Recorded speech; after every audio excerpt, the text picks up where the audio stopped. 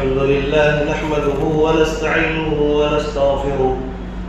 ونستغفره ونؤمن به ونتوكل عليه ونعوذ بالله من شرور أنفسنا ومن سيئات أعمالنا من يهده الله فلا مضل له ومن يضلل فلا هادي له ونشهد أن لا إله إلا الله وحده لا شريك له ونشهد أن سيدنا ومولانا محمدا عبده ورسوله أما بعد فأعوذ بالله من الشيطان الرجيم بسم الله الرحمن الرحيم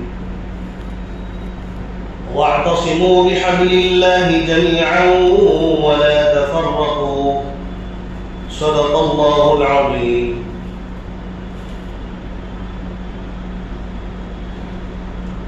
متحد ہو تو بدل ڈالو نظام گلشن، متحد ہو تو بدل ڈالو نظام گلشن، منتشر ہو تو مرو پھر شور مچاتے کیوں ہو. میرے واجب احترام بزرگوں اور بھائیوں اور اسلام کے غیر فرزندوں اور عزیز نوجوان دوستوں، پورے عالم اسلام میں کل بروز سنیچر عید الاضحیٰ ہے.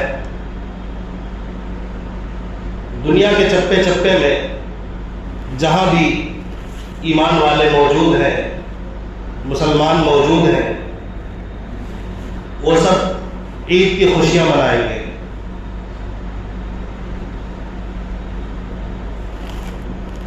اور خوشی کے ساتھ ساتھ اللہ تبارک و تعالیٰ کے نام پر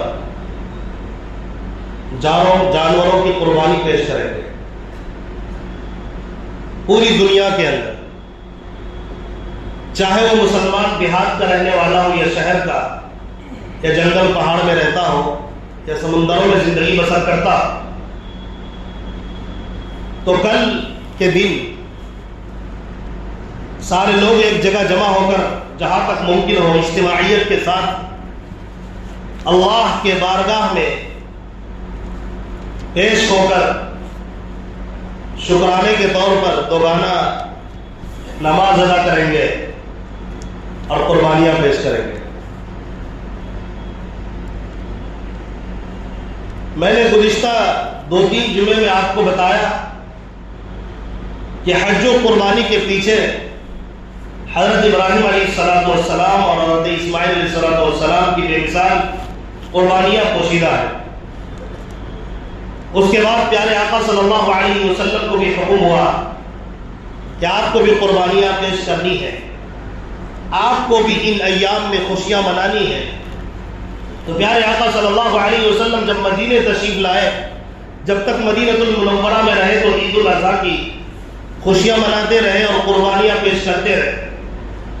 اور ان کے ساتھ جو دیوانے تھے، ایمان والے مسلمان صحابہ کرام رضوان اللہ علیہم اجمعین بھی پیارے آقا صلی اللہ علیہ وسلم کے نقش قدم پر چلتے ہوئے خوشیوں میں شریک ہوئے اور اجتماعی طور پر، انفرادی طور پر قربانی پیش فرمائی. اب مجھے اس تفصیل میں دوبارہ نہیں جانا جو میں نے آپ کے سامنے پیش کر دیا ہے. قربانی اور حج سے بہت سارے اسباب ملتے ہیں، لیکن خاص طور پر 3 سبق یاد رکھیے.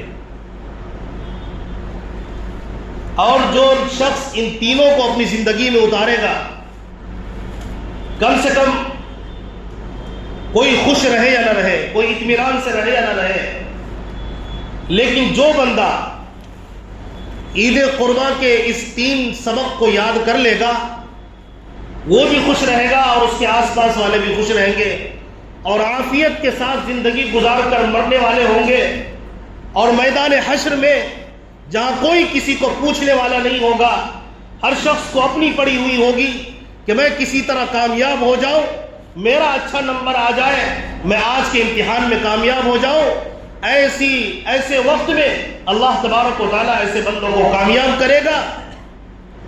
تو وہ 3 سبق کیا ہے؟ میں نے عرض کیا کہ اور بھی بہت سارے اسباق ہیں، لیکن علی الاعلان 3 اسباق ہمیں میسر ہوتے ہیں.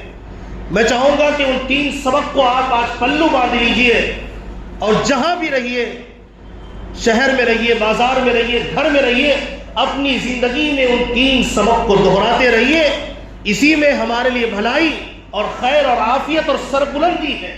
اگر ان 3 میں بھی اگر آپ کسی میں ایک میں بھی فیل ہو جاتے ہیں تو آپ کی زندگی کے اندر کمی واقع ہو گئی، آپ کے اندر ایک بہت بڑا عیب پیدا ہو گیا جو آپ کی زندگی کو بے چین کر کے رکھ سکتی ہے. اس لیے ان 3 سبق کو ہمیں یاد کرنا چاہیے. سب سے پہلا سبق ہمیں یہ ملا کہ اللہ کے نام پر قربانی دینے والے بنے. قربانی چاہے جان کی دینی پڑے، چاہے مال کی دینی پڑے. جب بھی اللہ کی طرف سے، خالق کی طرف سے، اپنے مالک اور رب کی طرف سے حکم آ جائے کہ فلاں جگہ تمہیں اپنا مال خرچ کرنا چاہیے، ہمیں تیار رہنا چاہیے، ہمیں پیچھے نہیں ہٹنا چاہیے. کیونکہ یہ بات ہمیں یاد رکھنی چاہیے، اگر ہم مومن ہیں، ہمارا ایمان یہ ہے، اگر 1 روپیہ بھی میرے پاس موجود ہے، یہ اللہ تبارک و تعالیٰ کے حکم اور فضل سے ہے، اور یہ مال کو پیدا کرنے والا وہی رب ہے، وہی خالق ہے، وہی مالک ہے جس پر ہم اور آپ ایمان لاتے ہیں. اس لیے اگر یہ پیسہ 1 روپیہ بھی ہے، یہ میرا نہیں ہے، اصل میں یہ اللہ تبارک و تعالیٰ کا مال ہے. اللہ تعالیٰ نے مجھے وقتی طور پر اس کا مالک بنا دیا. لہٰذا اگر اللہ کا حکم ہوگا، خالق کا حکم ہوگا، جو مال دینے والا ہے، جو فقیروں کو امیر بنانے والا ہے، جو محتاجوں کے محتاجگی کو دور کرنے والا ہے، اس رب کا جب حکم آ گیا کہ میرے مال کو میرے راستے میں خرچ کرو، تو اب ذرا بھی پس و پیش میں پڑنے کی کوئی ضرورت نہیں ہے. اللہ کی طرف سے آواز آئے مسجد میں کھڑے، مسجد کے لیے خرچ کریں، کھڑے ہو جائیں. اللہ کی طرف سے آواز آئے مدارس کے لیے خرچ کرنا ہے، کھڑے ہو جائیں. اللہ کی طرف سے آواز آئے غریبوں یتیموں کو تم اپنا مال جو تمہارے پاس ہے، یاد رکھو یہ میرا مال ہے، لیکن اس میں غریبوں کا حق ہے، یتیموں کا حق ہے، فقیروں کا حق ہے، لہٰذا تمہیں خرچ کرنا چاہیے. تو ہمیں ہر حال میں تیار رہنا چاہیے. اس میں سوچنے کی ذرہ برابر بھی گنجائش نہیں. اگر آپ نے ذرہ برابر بھی سوچا مال دینے کے لیے مسجد میں یا مدرسے میں یا غریب کو یا یتیم کو، تو یاد رکھ لیے آپ کا ایمان کمزور ہو چکا ہے. آپ اپنے ایمان کو درست کریے. آپ یہ مت کہتے پھریے کہ میرے دل کے اندر ہچکچاہٹ کیوں پیدا ہو رہی ہے. میں صرف ایک ہی بات کہنا چاہتا ہوں، اگر آپ کے دل میں ایمان ہوگا، آپ یہ جانتے ہوں گے کہ سب کچھ کا خالق اور مالک اللہ ہے.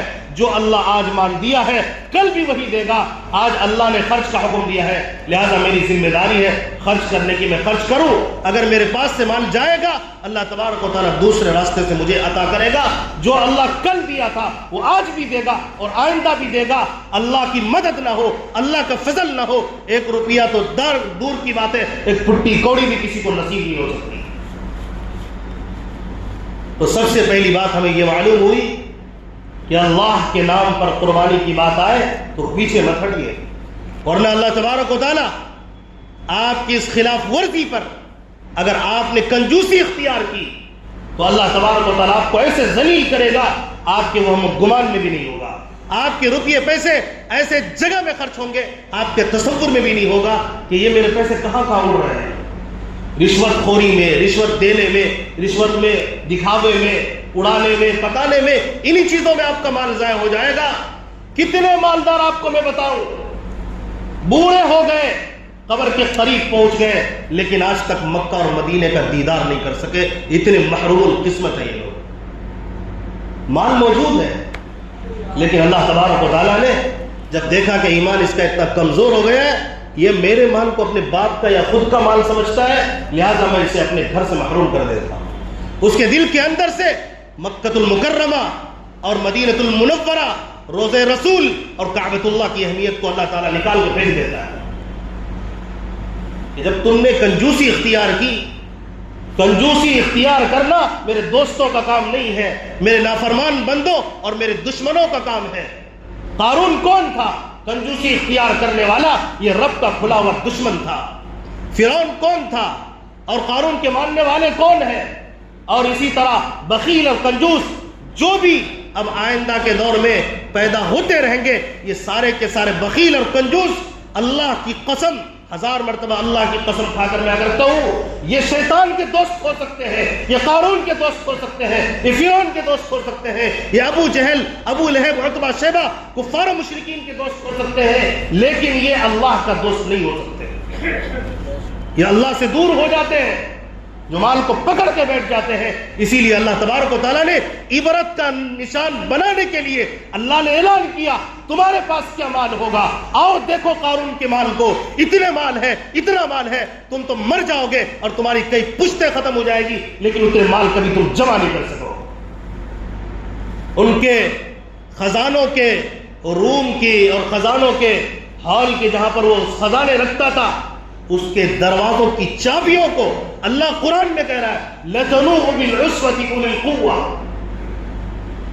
کہ سواریاں تھک جاتے تھے، ان کی چابی کو اٹھانے کے لیے سواریاں ہوتی تھی، گھوڑے کے، اونٹ کے اور پتہ نہیں کیا کیا، گدھے کے، سواریوں پر، خچر پر لد کر چابیوں کو لے جایا جاتا تھا۔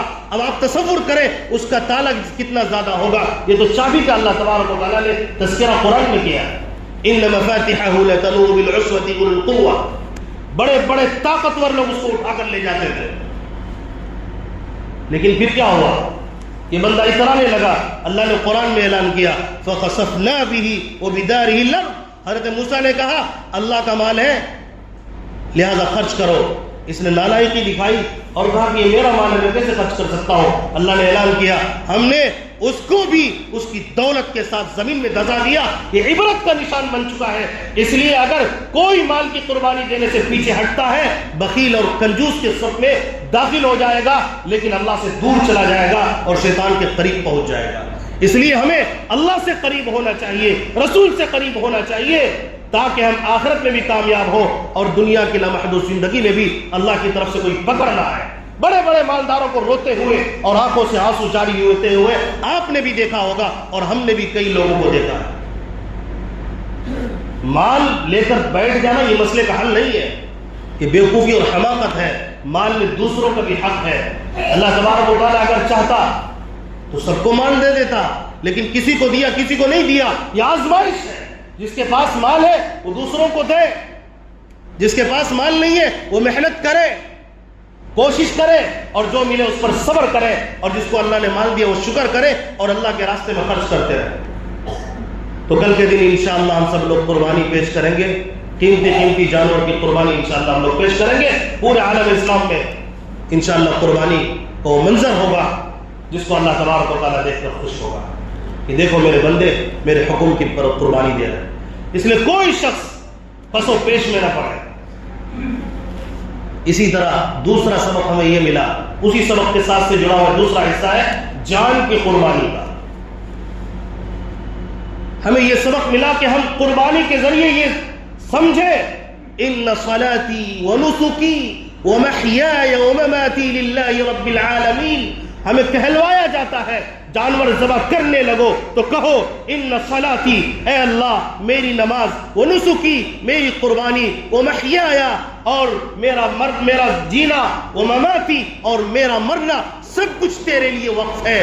تو جب حکم دے گا کہ اپنی میرے راستے میں جان قربان کرو اور وقت دو، ہم اوقات کی بھی قربانی دیں گے، اپنی جان کی بھی قربانی پیش کرنے کے لیے تیار ہے۔ جان کا ایک چھوٹا سا نذرانہ وقت کے ساتھ یہ ہے کہ ہم نمازوں کی پابندی پر اتر آئے۔ یہ چھوٹا سا نذرانہ ہم نے پیش کیا۔ ہم اپنی محنت کر کے، مشقت کر کے، کام کو چھوڑ کر اپنی پیشانی کو اللہ کے سامنے رگڑنے کے لیے ہم حاضر ہو جاتے۔ یہ قربانی کا دوسرا حصہ ہے۔ جو پہلا سبق میں نے بتایا، ہمیں یہ بتایا گیا جان اور مال کی قربانی کے لیے تیار رہو کہ اللہ کے دین کو پھیلانے کے لیے اللہ تبارک و تعالیٰ نے جو موقع دیا ہے، اگر ایک بات بھی تمہیں پتا ہو پیارے آقا کی، اگر ایک بات بھی تمہیں قرآن کے بارے میں پتا ہو، وہ دوسروں تک پہنچانے کے لیے ہمیشہ کوشاں رہو، اس پر خود بھی عمل کرو، چاہے کتنی تکلیف سے گزرنا پڑے، چاہے تمہیں کتنی مصیبت سے گزرنا پڑے۔ اللہ کا حکم آ گیا کہ قرآن کو پڑھو اور قرآن کے پیغام کو پوری دنیا میں عام کرو۔ اب اس کے لیے ہمیں وقت نکالنا پڑے، نکالیے۔ لیکن افسوس صد افسوس، دنیا کمانے کے لیے، دنیا خرچ کرنے کے لیے اور بلا وجہ کی پارٹیاں کرنے کے لیے ہمارے پاس اوقات کی کمی نہیں ہے، لیکن کسی کو ایک صحیح لفظ بولنے کے لیے، کسی کو صحیح تعلیم دینے کے لیے، قرآن کی بات کہنے کے لیے، حدیث کی بات کہنے کے لیے ہماری زبان میں تالے لگ چکے ہیں، اور ہمارے اوقات ایسے ہو گئے جیسے وہ اوقات ہی نہیں ہے۔ میں بزی ہو چکا ہوں، میں نماز کیسے پڑھ سکتا ہوں، میں دوسروں سے بات کیسے کر سکتا ہوں، مال مال مال مال، اور آخر یہ بندہ مال کا پجاری بن کے مرتا ہے، یہ اللہ کا پجاری بن کے نہیں مر سکتا۔ کتنے لوگوں کے جنازے اٹھ چکے ہیں، صرف تمنائیں تھی لیکن کبھی اس نے قربانی دینے کی کوشش نہیں کی۔ اٹھائیے جن صحابہ کے ہم ماننے والے ہیں، صحابہ کی اولاد، صحابہ کرام کی اولاد، تابعین، تبع تابعین، ان کی قربانیوں کو دیکھیے۔ انہوں نے اپنی زندگی کا مقصد بنا لیا تھا۔ روٹی روزی بات کا مسئلہ ہے، پہلا مسئلہ یہ ہے کہ میں خود کلمے کے تقاضے پر عمل کروں، پیارے آقا کے ایک ایک بات کو دوسروں تک پہنچانے والا بن جاؤں۔ کوئی لکھنے کے لیے بیٹھے تو کتابوں کے انبار لگا دیے قرآن کی تشریح میں اور احادیث کی تشریح کے اندر بیٹھ گئے اور پوری امت کو فیضیاب کیا۔ اور کوئی ادارے کھولنے لگے، بڑے بڑے یونیورسٹیاں، اسلامی یونیورسٹیاں قائم کی، اور پوری دنیا کے اندر مدارس کا اور مکاتب کا، مراکز کا، دینی مراکز اور مدارس کا جال بچھایا، اور آج تک ان کے ماننے والے روحانی اولاد آج بھی ہمارے سامنے کھڑے ہیں۔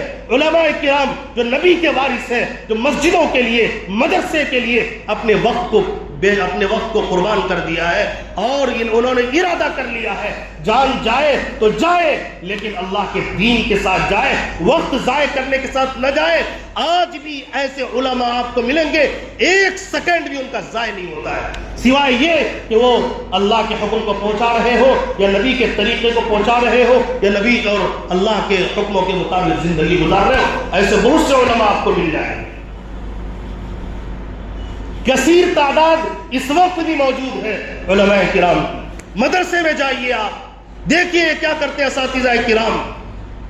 رات فجر میں اٹھا ہے، بچوں کو اٹھایا، فجر سے پہلے قرآن پاک کی تلاوت، فجر کے بعد پھر چائے ناشتے کے بعد پھر تلاوت ہو رہی ہے، پھر 11:30 بجے تھوڑی دیر کے لیے اٹھتے ہیں، آرام کرتے ہیں، آرام کے بعد کھانے کے بعد پھر تلاوت ہو رہی ہے، عصر کے بعد تھوڑی سی سیر و تفریح ہوئی، پھر مغرب بعد قرآن کی تلاوت، پھر اس کے بعد عشاء کے بعد قرآن کی تلاوت۔ اور بڑے بڑے مدرسوں کے اندر رات دن اساتذہ ایک کر کے قرآن کی تفسیر پڑھاتے ہیں، شعبہ عالمیت پڑھاتے ہیں، تفسیر پڑھاتے ہیں، فقہ پڑھاتے ہیں۔ یہ کیا کر رہے ہیں؟ ان کی زندگی کے اکثر اوقات دین کو پہنچانے میں لگ رہے ہیں۔ یہ نہیں کہ بلا وجہ صرف چلاتے گھوم رہے، یہ کام نہیں، کام تو اصل یہ مدرسے میں بیٹھ کے کر رہے ہیں۔ آپ کیا سمجھتے ہیں؟ مدرسے میں جانے والے یہ دین کے سپاہی ہی ہیں، یہ کل آپ کے بچے اور ہمارے بچے مستقبل میں یہ دین کے سپاہی بنیں گے اور حفاظت کرنے والے بنیں گے۔ کل جو مدارس تھے اس سے پیدا ہونے والے آج علماء کرام ہر موڑ پر کھڑے ہیں، جب بھی جان دینے کی بات آئے گی کفن باندھ کر کھڑے ہیں۔ اسلام کے لفظ پر بھی ہم آج آنے نہیں دیں گے، قرآن کے ایک حرف پر بھی ہم آج آنے نہیں دیں گے۔ کل بھی پھیلایا، وسیع کیا ہے۔ اسلام امن کا مذہب ہے، اسلام سلامتی کا مذہب ہے۔ سلامتی کے ساتھ، پیار و محبت کے ساتھ ہم نے قرآن کو پھیلانا ہے، تاکہ یہ پوری امت جو جہنم کے دہانے پر کھڑی ہو چکی ہے، انسان ہے اگر وہ اللہ کو نہیں مانتا، رسول کو نہیں مانتا، وہ جہنم کے دہانے پر کھڑے ہو چکے ہیں۔ یہ علماء کرام، صحابہ کے سپاہی، نبی کے وارثین کھڑے ہیں، آواز دے رہے ہیں، اے لوگوں مدارس کے اندر کیا پڑھایا جاتا ہے؟ تمہیں بتایا جاتا ہے تمہارا خالق ایک ہے، تمہارا مالک ایک ہے۔ پوری دنیا کے بسنے والے انسان کو اللہ تبارک و تعالیٰ کے حکم سے اور اس کے فضل سے یہ مدارس کے اندر بیٹھنے والے، بوریا پر بیٹھنے والے علماء کرام بتا رہے ہیں خالق ایک ہے، مالک ایک ہے، رب ایک ہے، اس کو مان کر زندگی گزارو، تمہاری دنیا بھی بنے گی اور آخرت بھی بن جائے گی، اور آخرت کی لامحدود زندگی میں کامیاب ہو جاؤ۔ اس لیے جب ہمیں آواز دی جائے علماء کی طرف سے، اگر ہم مدرسے میں نہیں پڑھے تو کیا ہوا؟ سب مدرسے میں تھوڑی پڑھ سکتے ہیں، کوئی مدرسے کو چلانے والے ہیں، مدرسے کو روپیہ پیسہ دینے والے ہیں، عمارت کھڑی کرنے والے ہوں گے، کچھ لوگ بیٹھ کر تعلیم حاصل کریں گے۔ تو ہمیں مضبوط کرنا ہے اپنے دین کو، جس لائن سے بھی ہو۔ اگر ہم مدرسے میں نہیں پڑھے تو کیا ہوا؟ آج بھی اللہ جب بھی موقع دے گا، جب بھی علماء کی طرف سے آواز آئے گی کہ دیکھو قرآن مقدس کے اس حرف کے اوپر بات آ رہی ہے، قرآن کے اس حکم پر بات آ رہی ہے، پیارے آقا کے عزت و ناموس پر بات آ رہی ہے، پیارے آقا صلی اللہ علیہ وسلم کے اس حکم پر بات آ رہی ہے، لہٰذا تم کھڑے ہو جاؤ۔ سنت کا مسئلہ ہے، مستحب کا مسئلہ ہے، پیارے آقا کی پسندیدگی کے بات کا مسئلہ ہے، لہٰذا تمہیں کھڑے ہو جانا چاہیے۔ تو کھڑے ہو کر بتا دے، سارے کام کو پیچھے کرے، علماء جب کہیں اور جو کہیں اس کے لیے قربانی دینے کے لیے تیار رہے، چاہے باطل کتنا بھی مضبوط آپ کو دکھائی دے۔ اللہ کی قسم، اگر آپ کھڑے ہو گئے اسلام کے لیے، دین کے لیے، اللہ کی قرآن کی حفاظت کے لیے، دین اسلام کی حفاظت کے لیے، اللہ کی مدد آئے گی اور باطل آپ کو دیکھنے کو ملے گا۔ باطل کے پیر اکھڑ چکے ہیں، یہ ہوا میں اڑ رہے ہیں، ان کی تو کوئی حیثیت ہی نہیں ہے۔ جتنا طاقتور نظر آتا تھا آج تو ہمارے سامنے اس کی کوئی حیثیت نہیں ہے۔ ہمارے سامنے اس وقت میں جو چیلنج ہے، وہ چیلنج مدارس اور مساجد اور قبرستانوں کو اور خانقاہوں کو اور دینی مراکز کو بچانے کا چیلنج ہے۔ حکومت میں بیٹھے لوگ ایک طرف دعویٰ کرتے ہیں کہ ہم آپ کی خیر خواہی کا کام کر رہے ہیں، اور پورے ہندوستان کے اندر 25 کروڑ سے زیادہ جو مسلمان یہاں موجود ہیں وہ بھی، اور ہندوستان کے قانون پر جو بھروسہ رکھتے ہیں وہ بھی، اور بڑے بڑے وکلا، بڑے بڑے جج جو قانون داں ہیں، وہ جانتے ہیں ایک مذہب کے ماننے والے کو پریشان کرنے کی ناپاک کوشش کے ذریعے ایک وقف ایکٹ لایا گیا۔ میں آپ کو کہہ رہا ہوں، ان کی سازشیں اتنی خطرناک ہیں، ہو سکتا ہے یہ میرا لفظ کچھ لوگوں کو سخت لگے، لیکن یاد رکھیے گا، جب آدمی پگلا جاتا ہے، جب آدمی سازشیں کرتا ہے تو ایک دم سے کھل کر نہیں آتا، بلکہ آہستہ آہستہ سازش کرتا ہے، اس کے بعد زمین چھینتا ہے۔ فلسطین کے اندر اسرائیل نے پہلے قبضہ جمایا، اس کے بعد وہاں سے مسلمانوں کو پریشان کرنے کی کوشش کر رہے ہیں، زمین کو ہتھیانے کی کہ ہمارا ملک ہے، تمہاری کوئی حیثیت نہیں۔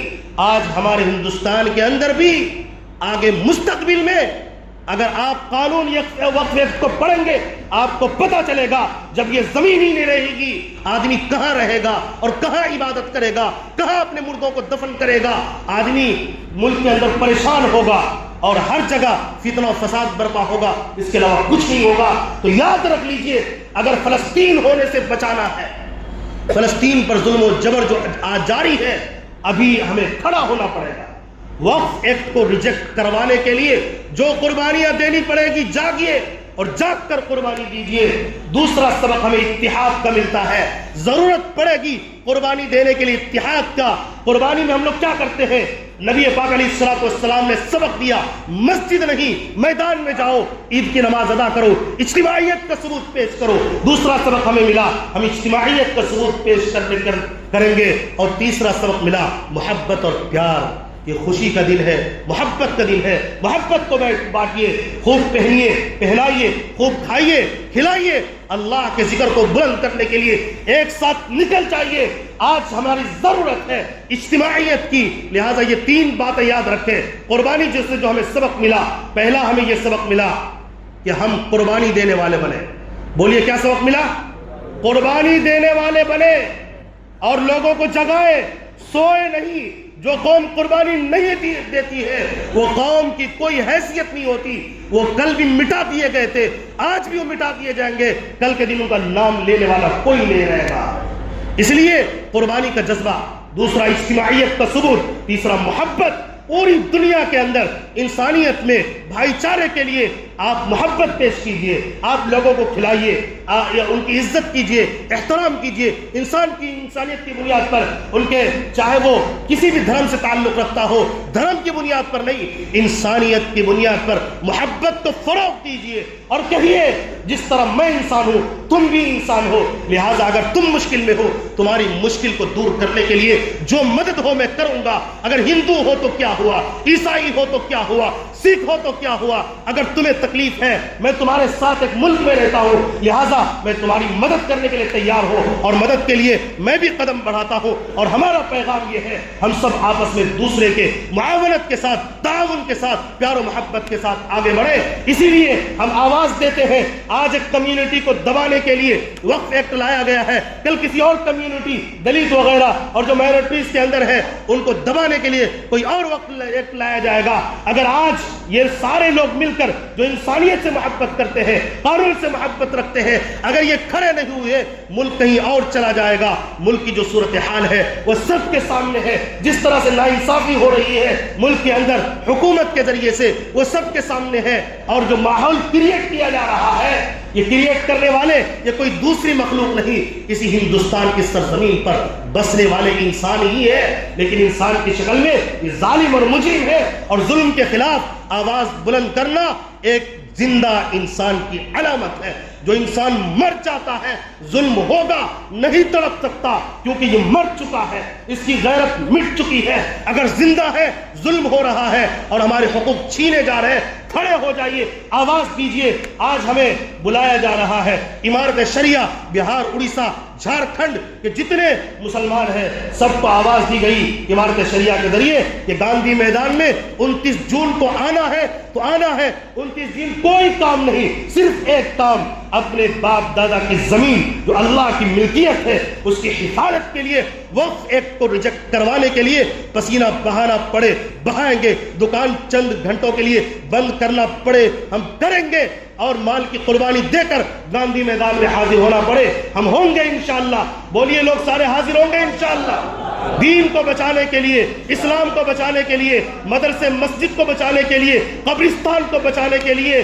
یہ کوئی ایسی بات نہیں کہ ہم ایسے ہی بولتے چلے جا رہے ہیں، دنیا کے اندر جو بھی ہے وہ بھی دیکھ رہے ہیں۔ ہندوستان کے چپے چپے میں دانشور طبقہ، علماء کا طبقہ، یہ ان سے زیادہ سمجھدار کوئی اور نہیں ہو سکتا، ان سے زیادہ درد کسی اور میں نہیں ہو سکتا۔ مدرسوں کا، مسجدوں کا، قبرستانوں کا جب یہ کھڑے ہو گئے، ہمارے لیے اتحاد کا پیغام ہے، ہم بھی کھڑے ہو جائیں۔ کل بھی ہم سارے لوگ انشاءاللہ عیدگاہ میں نماز جب ادا کریں گے وہاں بھی ہم اجتماعیت کا ثبوت پیش کریں گے انشاءاللہ۔ اللہ تعالیٰ ہم تمام کو کہنے سننے زیادہ عمل کی توفیق نصیب فرمائے، اور ہونے والے 29 جون کو جو پروگرام اور اجتماع ہو رہا ہے اور دھرنا احتجاج جو ہو رہا ہے اللہ اس کو بھرپور کامیاب کرے، اور حکومت کے لوگوں کے اللہ تبارک و تعالیٰ توفیق دے، ہدایت دے کہ وہ ہماری مجبوری اور پریشانی کو سمجھے اور یہ وقت بل جو لایا گیا ہے اس کو ریجیکٹ کرے۔